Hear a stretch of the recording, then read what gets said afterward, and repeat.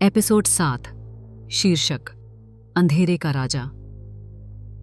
महल की छत पर सन्नाटा था, पर भीतर एक तूफान उमड़ रहा था। राजा विक्रम सिंह की आंखों में अविश्वास था और मेघलिका के चेहरे पर दृढ़ विश्वास।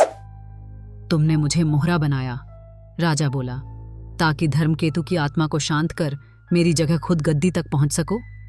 मेघलिका ने शांत स्वर में उत्तर दिया, नहीं महाराज, मैंने सिर्फ वो किया जो सही था। मैं आपके खिलाफ नहीं हूं, लेकिन जो गद्दी मेरे पिता की थी उस पर बैठने का अधिकार मेरा भी है।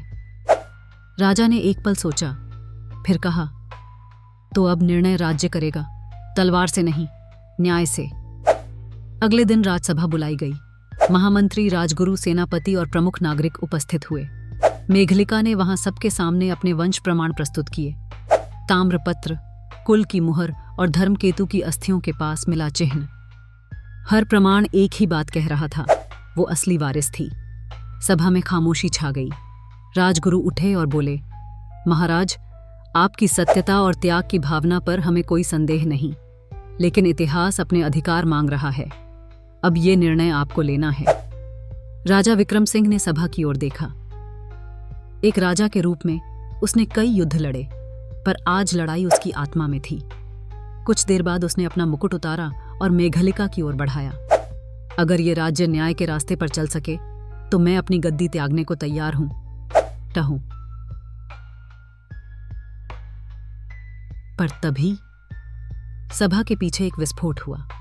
धुएं में से एक अजनबी शख्स बाहर आया। उसकी आंखों में जुनून, चेहरे पर जले के निशान और हाथ में एक तलवार।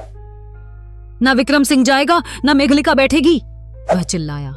मैं हूं अश्वकेतु, धर्मकेतु का छोटा भाई, जिसे सबने मरा हुआ समझ लिया था।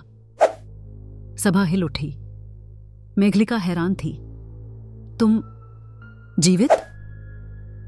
अश्वकेतु ने कहा, तुम सबने मेरे हिस्से का इतिहास भी छीन लिया। अब मैं खुद गद्दी लूंगा, चाहे इसके लिए खून ही क्यों ना बहाना पड़े।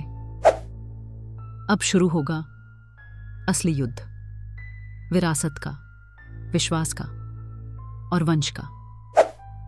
अगले एपिसोड में जानिए कौन बनेगा सूर्यगढ़ का सच्चा राजा।